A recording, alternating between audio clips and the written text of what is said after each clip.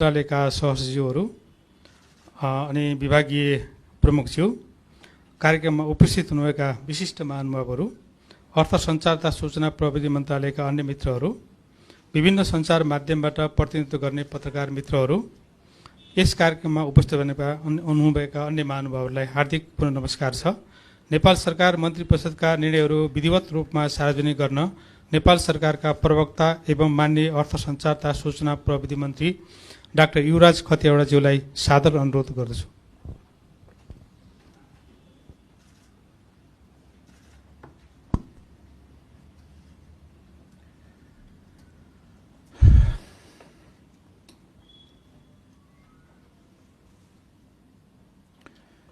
निमित्त सचिवज्यू, सहसचिवज्यूहरू, प्रेसका साथीहरू, मन्त्री परिषदको यही साउन 5 गते सोमबार बसेको मन्त्री परिषदका निर्णयहरू सार्वजनिक गर्न गइरहेको छु। यो वर्ष मनसुन सुरु भएसँगै भइरहेको अविरल वर्षाले ल्याएको बाढी, पहिरो र डुबानको कारण जनधनको क्षति भएको छ, यातायात अवरुद्ध भएको छ, कतिपय अवस्थामा सञ्चार र विद्युत सेवा पनि अवरुद्ध भएको छ र त्यसबाट दैनिक जनजीवन नराम्रोसँग प्रभावित भएको छ। त्यो दुःखद घटनामा परि ज्यान गुमाउने मृतकहरूप्रति श्रद्धा सुमन अर्पण गर्दै शोक प्रकट गर्ने, प्रभावित शोक संतप्त परिवारप्रति गहिरो संवेदना प्रकट गर्ने तथा घाइतेहरूको शीघ्र स्वास्थ्य लाभको कामना गर्ने निर्णय मन्त्री परिषदले गरेको छ। त्यसपछि तिनै घटनाहरूसँग सम्बन्धित उद्धार र हेरचाह गर्ने, राहत उपलब्ध गराउने, अस्पताल र स्वास्थ्य संस्थामा पुर्याउनलाई सबैले सहयोग गर्ने, उपचार गर्ने, आवश्यक सुरक्षा दिने, समाचार सम्प्रेषण गर्ने समेतको कार्यमा स्वस्फूर्त रूपमा तत्कालै परिचालित भई प्राकृतिक विपदको यस अवस्थामा तदारुकताका साथ मानवीय सेवा उपलब्ध गराउन र अमूल्य सहयोग पुर्याउने सुरक्षा निकाय तथा सुरक्षाकर्मीहरू, प्रशासनिक संयन्त्र र कर्मचारीहरू, सरकारी, निजी र सामुदायिक स्वास्थ्य संस्थाका चिकित्सक, नर्स लगायतका स्वास्थ्य कर्मीहरू, रक्तदाताहरू, सङ्घ, प्रदेश र स्थानीय तहका जनप्रतिनिधि तथा पदाधिकारीहरू, राजनीतिक दलका प्रतिनिधि तथा कार्यकर्ताहरू, निजी क्षेत्रका सङ्घ संस्था र प्रतिनिधिहरू, सञ्चार माध्यम लगायतका सम्पूर्ण निकाय, जनशक्ति र आम जनसमुदायबाट भएको योगदानको लागि नेपाल सरकारको तर्फबाट हार्दिक धन्यवाद दिने पनि निर्णय गरिएको छ यो बाढी पीडितकै सन्दर्भमा। त्यसै सन्दर्भमा सम्बन्धित सबै निकाय र जनशक्ति परिचालित भई तत्कालका लागि अत्यावश्यक राहतका कार्यहरू तदारुकताका साथ सम्पन्न गर्ने, साथ सञ्चालन गर्ने भन्ने पनि निर्णय भएको छ र घाइतेहरूको उपचारको सम्पूर्ण व्यवस्था सरकारले मिलाउने निर्णय भएको छ र घाइतेहरूको उपचारमा कुनै कमजोरी हुन नदिने र घाइते भई अपाङ्ग तथा अशक्त हुनेहरू र मृतकका परिवारका सदस्यहरूलाई सरकारले यथोचित व्यवस्था गर्ने भन्ने पनि निर्णय भएको छ। प्रभावित क्षेत्रमा कुनै पनि रोगको प्रकोप फैलन नदिन औषधि उपकरणसहित थप स्वास्थ्य कर्मीहरूको टोली तुरन्त परिचालन गर्ने, विपद प्रभावित क्षेत्रमा यातायात, विद्युत, खानेपानी, सञ्चार लगायतका अति आवश्यक सेवाहरू सुचारू बनाउन र थप क्षति हुन नदिन सम्बन्धित निकायहरूले पूर्ण सतर्कता अपनाउने र आवश्यक कदम चाल्ने पनि निर्णय भएको छ र त्यसमा यातायात आवागमनलाई सुचारू गर्न रक्षा, गृह र भौतिक पूर्वाधार तथा यातायात मन्त्रालयहरूले समन्वय गरी आवश्यक र सम्भव कदमहरू चाल्ने, त्यसै गरी उद्धार र राहत लगायतका कार्यहरूमा आवश्यक सहयोग पुर्याउन जनप्रतिनिधिहरूलाई पनि आह्वान गर्ने र यस दुःखद परिस्थितिमा सबै सरकारी निकायहरू, निजी क्षेत्र, सामाजिक क्षेत्र तथा गैर सरकारी सङ्घ संस्थाहरूलाई समन्वयात्मक रूपमा परिचालित गरी विपद प्रभावितहरूको उद्धार, राहत, उपचार एवं खाद्यान्न र बसोबासको प्रबन्ध मिलाउन गृह मन्त्रालयलाई निर्देशन दिने, गृह मन्त्रालयको समन्वयमा विपदबाट भएको क्षतिको विवरण यथाशीघ्र तयार गर्ने, मूल्याङ्कन गर्ने, तथ्य र विवरणसहितको यथार्थ परिस्थिति स्पष्ट भइसकेपछि पुनर्स्थापना तथा पुनर्निर्माण लगायतका आवश्यक विषयमा थप आवश्यक निर्णय गर्ने यो विपद र बाढी पहिरोसँग सम्बन्धित मन्त्री परिषदको निर्णय हो।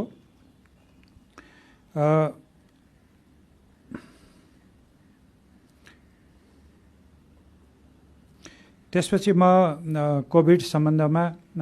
कोभिडको रोकथाम सम्बन्धमा सरकारले गरेका पछिल्ला निर्णयहरू, मन्त्री परिषदका निर्णयहरू सार्वजनिक गर्न गइरहेको छु। विश्वव्यापी महामारीको रूपमा फैलिएको कोभिड-19 रोग सङ्क्रमणबाट सुरक्षित रहनका लागि छिमेकी मित्र राष्ट्रहरू लगायत अन्य मित्र राष्ट्रहरूले चालेका प्रयास र अनुभव समेतलाई ध्यानमा राखी यस क्षेत्रमा बसोबास गर्ने व्यक्तिहरूलाई सो रोगको सङ्क्रमणबाट सुरक्षित राख्न नेपालले अन्तर्राष्ट्रिय सिमानामा रहेका नेपाल प्रवेश गर्ने सबै प्रवेश बिन्दु र खुला सिमानाको जुनसुकै स्थानबाट हुन सक्ने यात्रुहरूको आवागमन 2077 साल साउन 6 गते मङ्गलबार मध्यरातसम्मका लागि स्थगित गरेकोमा हाललाई मिति 2077 साल साउन 32 गते आइतबार र तदनुरूप 2020 अगस्त 16 मध्यरातसम्मका लागि नेपालको अन्तर्राष्ट्रिय सिमानामा रहेका नेपाल प्रवेश गर्ने सबै प्रवेश बिन्दु र खुला सिमानाको जुनसुकै स्थानबाट हुन सक्ने यात्रुहरूको आवागमन स्थगित गर्ने कुरालाई निरन्तरता दिने निर्णय भएको छ। तर नेपाल सरकार मन्त्री परिषदको मिति 2077 ज्येष्ठ 12 गतेको निर्णय बमोजिम जारी भएको कोभिड-19 को विश्वव्यापी सङ्क्रमणको कारणबाट उत्पन्न असहज परिस्थितिमा स्वदेश आउनै पर्ने अवस्थामा रहेका नेपाली नागरिकहरूलाई स्वदेश आउन सहजीकरण गर्ने सम्बन्धी आदेश 2077 बमोजिम स्थल मार्गबाट नेपाल प्रवेश गर्न तोकिएका बिन्दुबाट नेपाल प्रवेश गर्न दिने व्यवस्था र माल सामानको ढुवानी व्यवस्थालाई यथावत राख्ने पनि निर्णय गरिएको छ। यो आदेशको पालना नगरी सीमा नाकाबाट प्रवेश गर्ने गराउने र प्रवेश गरेका मानिसलाई लुकाउने कार्य गरेमा प्रचलित कानुन बमोजिम कारबाही गर्ने कुरा यो पुरानो निर्णय हो र यसलाई निरन्तरता दिएको छ। त्यसै गरी विश्वव्यापी महामारीको रूप लिएको कोभिड-19 को सङ्क्रमण रोकथाम नियन्त्रणको लागि सरकारले सङ्क्रामक रोग ऐन 2020 को दफा 2 बमोजिम जारी गरेको आदेश जनताको जीवन रक्षाकै लागि हो। हालसम्म यो आदेशको पालना गरी साथ दिनुभएकोमा नेपाल सरकार सम्पूर्ण नेपाली दिदीबहिनी तथा दाजुभाइहरूलाई हार्दिक धन्यवाद ज्ञापन गर्छ। साथै सङ्क्रामक रोग ऐन 2020 को दफा 2 बमोजिम जारी गरिएको आदेश र नेपालको अन्तर्राष्ट्रिय सिमाना रहेका नेपाल प्रवेश गर्ने सबै प्रवेश बिन्दु र खुला सिमानाका जुनसुकै स्थानबाट हुन सक्ने यात्रुहरूको आवागमन स्थगित गर्ने कार्यको पूर्ण पालना गराई सहयोग पुर्याउन हुन नेपाल सरकार सम्पूर्ण दिदीबहिनी तथा दाजुभाइहरूलाई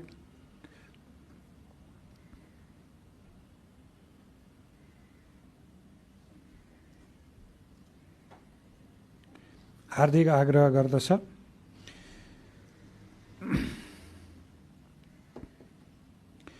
त्यसमा निजामत त्यसपछि अर्को एउटा प्रस्ताव म यहाँहरूलाई त्यसैसँग जोडिएको केही कुराहरू सुनाउन गइरहेको छु।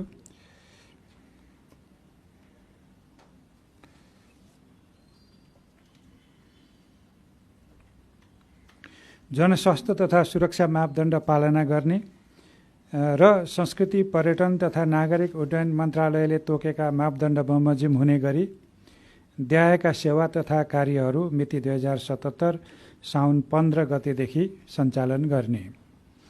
ती साउन 15 देखि सञ्चालन गर्न भनेर खुला गरिएका क्षेत्रहरू हुन् होटल, रेस्टुरेन्ट, जसमा सामूहिक भोज, पार्टी, सेमिनार र अन्य सामूहिक भेला चाहिँ गर्न पाइने छैन।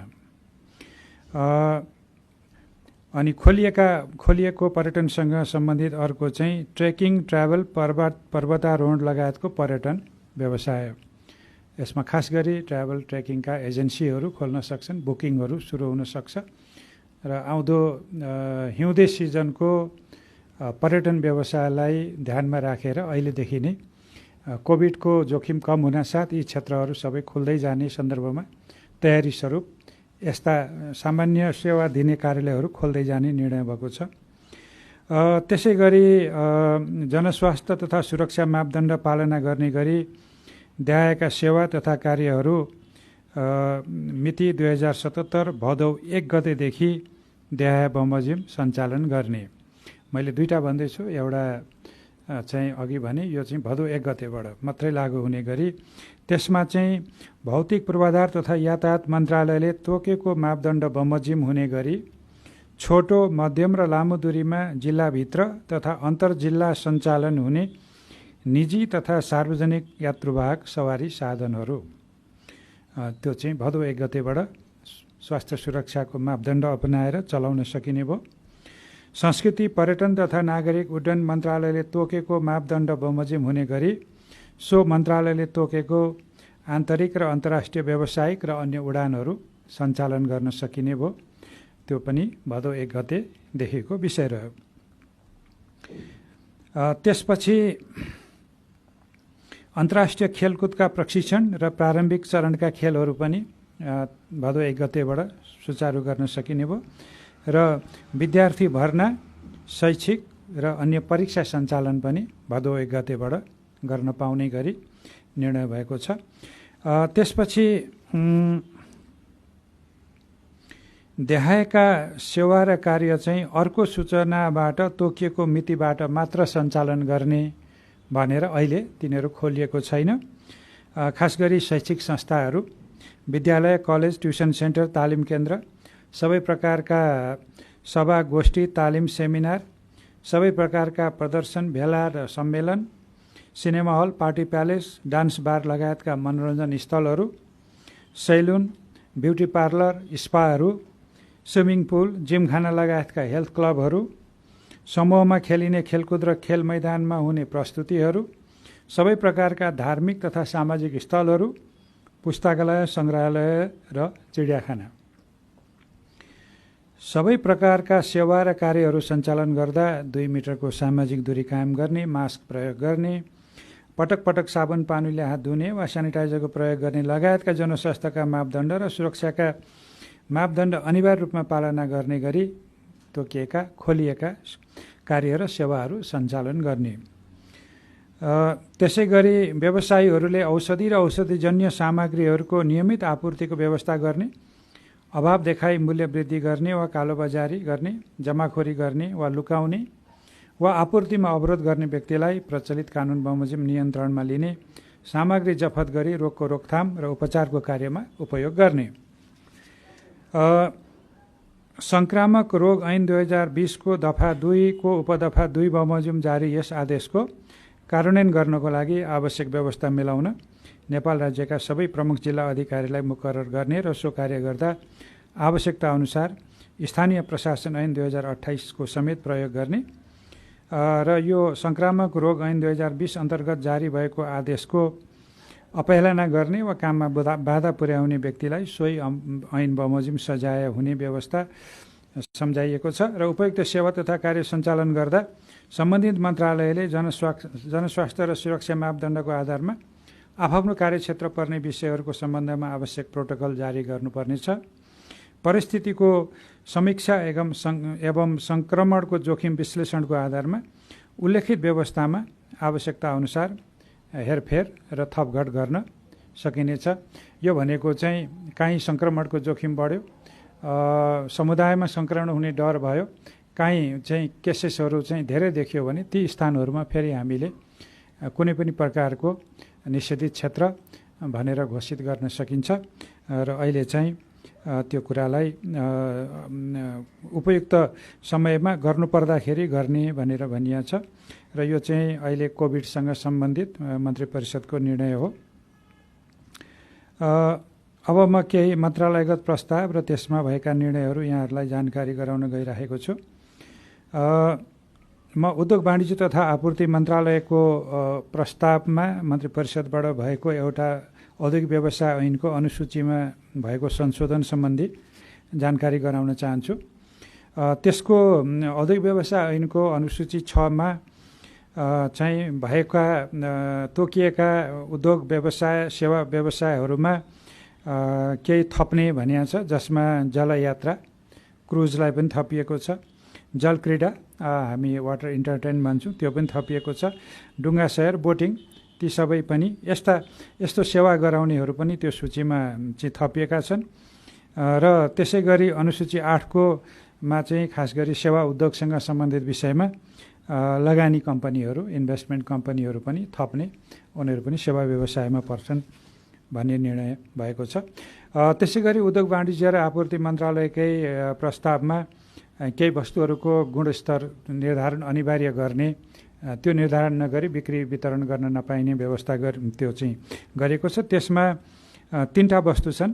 एउटा PVC insulated cable for fixed wiring with copper conductor, दोस्रो भनेको चाहिँ rubber hose for liquefied petroleum gas, LPG को लागि त्यो चुलो र सिलिन्डरमा जोड्ने पाइपको गुणस्तरको कुरो हो। त्यसै गरी अर्को चाहिँ निर्माण सामग्री गाल्भनाइज्ड स्टिल सिट हो। तिनीहरूका गुणस्तर भएन भने निर्माणमा र घरायसी सुरक्षामा पनि प्रतिकूल असर पर्न सक्ने भएकोले गुणस्तर अनिवार्य चाहिँ खास गरी गुणस्तर चिन्ह लिनुपर्ने विषयमा यो कुरा निर्णय भएको हो। त्यसपछि एउटा ऊर्जा जलस्रोत र सिँचाइ मन्त्रालयको प्रस्तावमा मन्त्री परिषदबाट भएको निर्णय जुन विद्युत व्यापारसँग सम्बन्धित छ। नेपालमा उत्पादन भई खपत हुन नसक्ने अतिरिक्त विद्युत वा आन्तरिक उत्पादनमा कमी आई अपुग हुने विद्युत छिमेकी मुलुक भारत र बङ्गलादेशतर्फ वा ती देशहरूबाट बोलपत्र वा डे अहेड, टर्म अहेड लगायतका अल्पकालीन, मध्यकालीन, दीर्घकालीन रूपमा बिक्री वा खरिद गर्न नेपाल विद्युत प्राधिकरणलाई खरिद वा बिक्रीको सम्पूर्ण चरणहरूको विद्युतीय अभिलेख समेत राख्ने गरी पूर्व स्वीकृति प्रदान गर्ने। यो भनेको चाहिँ विद्युतको व्यापार पनि अब हामी दैनिक रूपमा गर्नुपर्ने हुनसक्छ। दैनिक मात्रै होइन, घन्टामा पनि गर्नुपर्ने हुन्छ, कहिलेकाहीँ मिनटमा पनि गर्नुपर्ने हुन्छ, कहिलेकाहीँ महिनाको लागि पनि गर्नुपर्ने हुन्छ। त्यसो हुनाले हामीले छोटो अवधिको पनि केही घन्टाको लागि पनि विद्युत निर्यात गर्न सकियोस्, केही दिनको लागि पनि निर्यात गर्न सकियोस्, अथवा आवश्यक पर्यो भने केही घन्टाको लागि पनि लिन सकियोस् भन्ने हिसाबले विद्युत प्राधिकरणले यो चाहिँ वस्तु व्यापार जस्तै विद्युतको व्यापार गर्नलाई रियल टाइममै व्यापार गर्न सक्ने गरी त्यस्तो व्यापार गर्दा तोकिने दर रेटहरू अभिलेख रहने, कागजमा भएका डकुमेन्टेड विवरण भए कागजबाट, होइन भने विद्युतीय माध्यमबाट पनि रेकर्डेड गरेर त्यसको आधारबाट विद्युत अन्तर्देशीय विद्युत व्यापारमा किनबेच गर्न सक्ने व्यवस्था सहज गर्नको लागि र अहिले नै पनि नेपालको केही विद्युत हामी अहिले बिक्री त गरिरहेका छौँ, तर यसलाई हामीले छोटो छोटो अवधिको लागि पनि बेच्न पनि सक्ने र आवश्यक पर्दा ल्याउन पनि सक्ने व्यवस्थाको लागि यो गरिएको हो। त्यसपछि ऊर्जा जलस्रोत र सिँचाइ मन्त्रालयकै प्रस्तावमा अर्को एउटा निर्णय भएको छ। यो चाहिँ यो मन्त्रालय अन्तर्गतका 50वटा आयोजनामा का लागि आवश्यक पर्ने राजपत्राङ्कित श्रेणीका विभिन्न पदका 367 अस्थायी दरबन्दी स्वीकृत गर्ने भन्ने निर्णय भएको छ।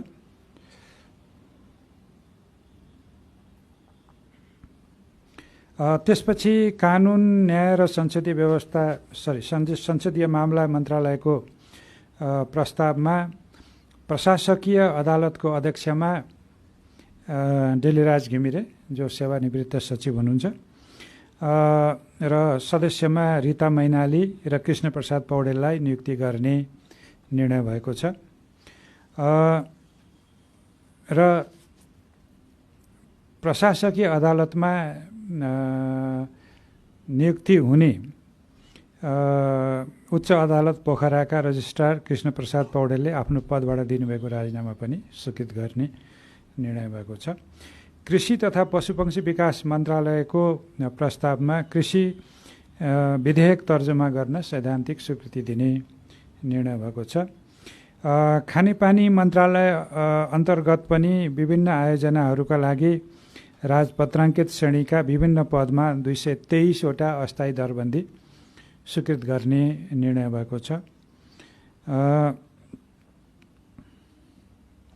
गृह मन्त्रालयको प्रस्तावमा विभिन्न घटनाक्रमहरूमा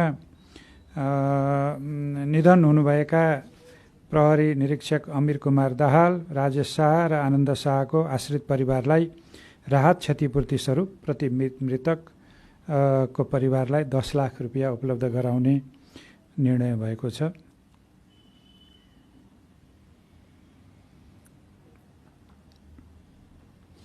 शिक्षा विज्ञान तथा प्रविधि मन्त्रालयको प्रस्तावमा मन्त्री परिषदको यसअघि 75/6/28 को निर्णयबाट काठमाडौँको जमल स्थित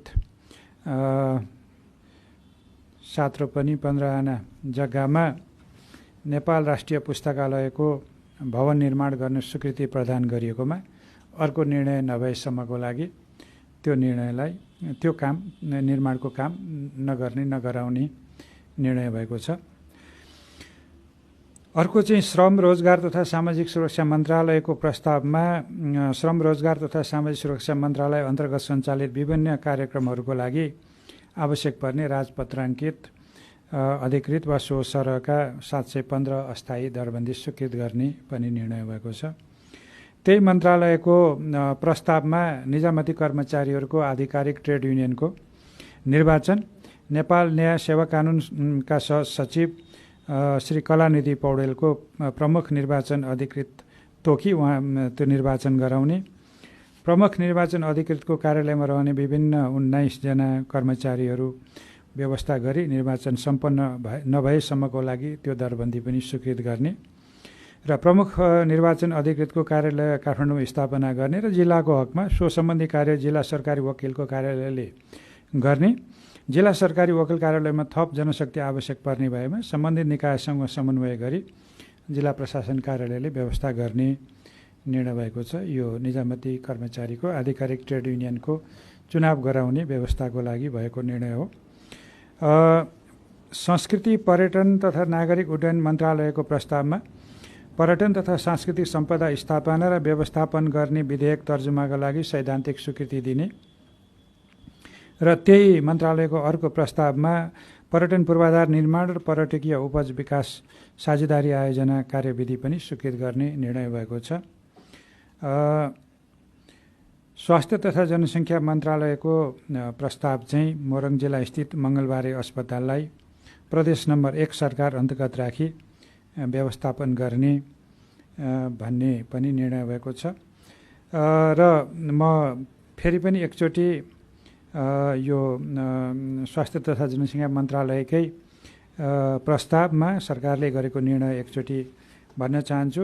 विश्वव्यापी महामारीको रूप लिएको कोभिड-19 को रोकथाम नियन्त्रण र उपचार सम्बन्धमा देहाय बमोजिम गराउने गरी संक्रामक रोग ऐन 2020 को दफा 2 बमोजिम देहायको आदेश जारी गर्ने र सोको सूचना नेपाल राजपत्र अतिरिक्ताङ्कमा प्रकाशित गर्ने भनेपछि त्यसमा अब नेपाल सरकार मन्त्री परिषदको 76 चैत्र 9 गतेको निर्णय अनुसार मिति 2076 चैत्र 11 गतेदेखि सुरु भई विभिन्न मितिमा हेरफेर र थपघट सहित नेपालभर लागू रहेको बन्दाबन्दी, जसलाई हामी अङ्ग्रेजीमा लकडाउन भन्छौँ, त्यो सम्बन्धी व्यवस्था मिति 2077 साउन 6 गते मङ्गलबार अथवा जुलाई 21, 2020 मध्यरातपछि अन्त्य हुन्छ र अब लकडाउन अन्त्य भयो भनेर हामीले भन्नुपर्ने हुन्छ।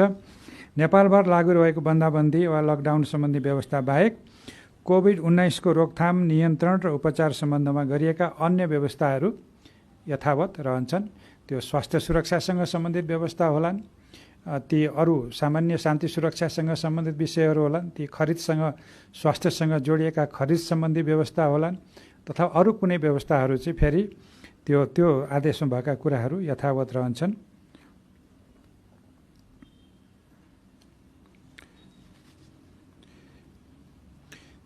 मलाई लाग्छ मोटामोटी रूपमा मैले यो मन्त्री परिषदको साउन 6 गतेका निर्णयहरू यहाँहरू समक्ष राखेँ। केही जिज्ञासाहरू छन् भने यहाँहरूले राख्न सक्नुहुनेछ।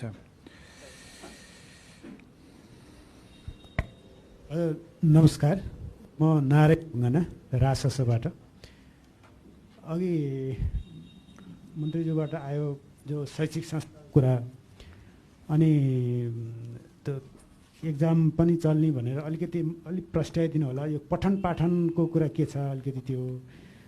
अनि अर्को चाहिँ जस्तो निषेधित क्षेत्र केही ठाउँमा अब बन्दाबन्दी अन्त्य भए पनि केही ठाउँमा निषेधित क्षेत्र छ देखिन्छ, यहाँले अघि भन्नुभयो। त्यो चाहिँ सम्पूर्ण खोल्ने त्यो खुलाउने चाहिँ कहिलेसम्म त्यस्तो होला अलिकति त्यो प्रस्ट्याइदिनु। धन्यवाद।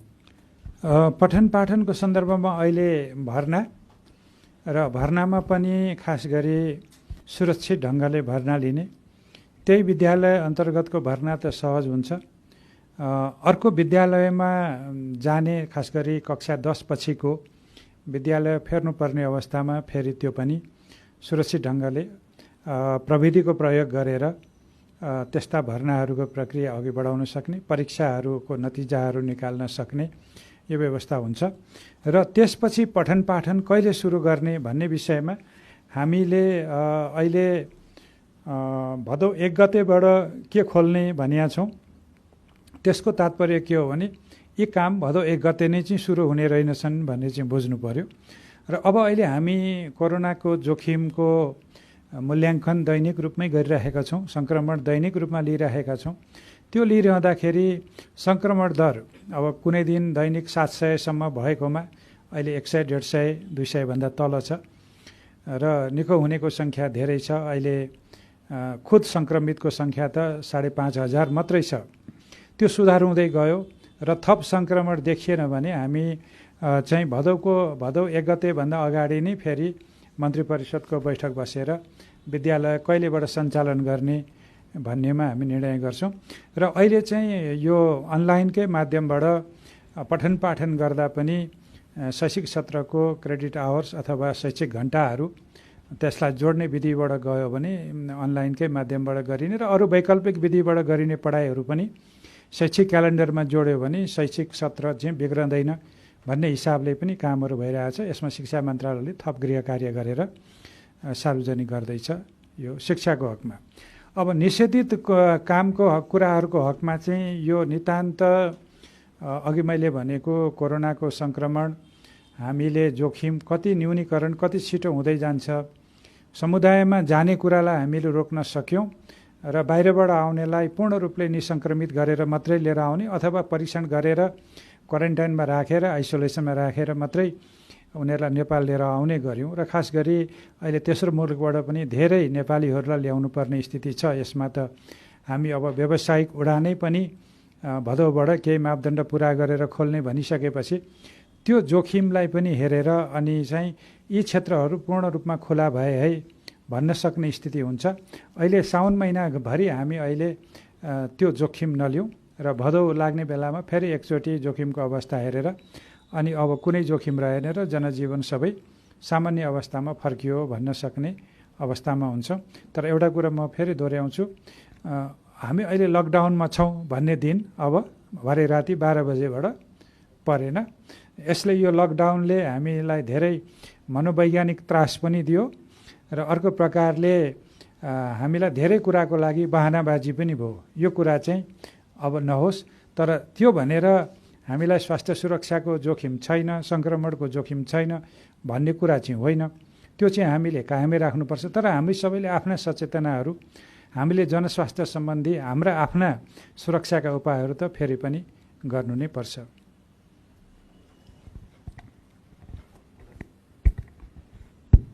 नमस्कार, म दीपक श्रेष्ठ, गोर्खापत्र दैनिकबाट। 15 गतेबाट र 2 गतेबाट खुल्ने नखुल्ने भन्ने कुरा त आयो। तर अहिले यो जुन सरकारी कार्यालयहरू जुन 2 शिफ्टमा सञ्चालन भइरहेछ, यो चाहिँ कहिलेबाट 1 शिफ्टमै आउँछ अथवा यो जारी रहन्छ, के छ यो बारे अलिकति प्रश्न गरिदिनु। हामीले 2-3 कारणले सरकारी कार्यालयहरूलाई 2 शिफ्टमा चलाउने भनेका थियौँ। एउटा चाहिँ भिडभाड हुन्छ र सार्वजनिक कार्यालयहरू जहाँ खास गरी सार्वजनिक सेवा लिने व्यक्तिहरूको आवागमन धेरै हुन्छ। त्यो भयो भने 2 शिफ्ट भयो भने त्यसले चाहिँ अलिकति भिडभाड कम हुन्छ र कार्यालयमा पनि अलिक खादिएर बस्नुपर्ने कर्मचारीको लागि सुरक्षित ढङ्गले कार्यालय आउन जान सकिन्छ भन्ने विषय थियो। अब त्यो विषयमा अहिले चाहिँ अब हामीले निषेधित कुरामा नराखेको हुनाले सरकारी कार्यालयहरू चाहिँ अहिले हामी चाहिँ 2 पटक अथवा 2 सिफ्ट चलाउने भन्ने कुरा चाहिँ कायम रहेन। कार्यालयहरू चाहिँ नियमित रूपमा कार्यालय समय 10 to 5 चल्ने गरिकै अहिलेको स्पिरिट हो। त्यसरी नै अब कार्यालयहरू चल्छन् र सेवाग्राहीहरूलाई पनि बिहान कार्यालय खुल्छ, बिहानै सेवा लिन जान्छु भन्ने अनुभूति पनि भएन र हाम्रो कर्मचारी तन्त्रमा पनि को बिहान आउने को दिउँसो आउने हुँदा कहिलेकाहीँ त जो पनि ढिलो जाँडो गर्दा पनि हुने जस्तो अलि अन्यल जस्तो पनि भयो। त्यस कारणले अब स्वास्थ्य सुरक्षा त हामी सबैले आफआफ्नो अपनाउनै पर्यो। कार्यालयमा जाँदाखेरि कार्यालयभित्र पस्नेमा हाम्रा मास्कको प्रयोग, सेनिटाइजरको प्रयोग, कार्यालयभित्र नियमित रूपमा कार्यालयहरूलाई निसङ्क्रमित गर्ने कुराहरू चाहिँ गर्नु पर्यो। तर सरकारी कार्यालयहरू चाहिँ अब नियमित रूपमा चल्छन्। सार्वजनिक यातायात पनि अब नियमित रूपमा चल्ने र त्यसमा निजी यातायातका साधनहरू पनि नियमित रूपमा चाहिँ जोरबिजोर बिनै चल्ने भएपछि अब मलाई लाग्छ बाँकी जीवन सार्वजनिक सेवा प्रदाय गर्नुपर्ने संस्थाहरूको लागि, निकायहरूको लागि पनि सजिलो हुन्छ। त्यसै अनुसारका धेरै गतिविधिहरू अब नियमित रूपमा फर्कन्छन्। हवस्, धन्यवाद।